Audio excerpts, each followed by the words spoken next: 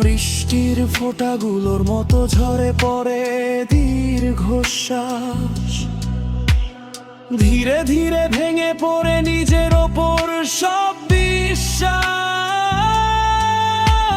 চিৎকার করে বলতে চাই কতটা ভারী এই মন, কিন্তু চাপা কণ্ঠে শুধু রয়ে যায় নীরব গর্জন।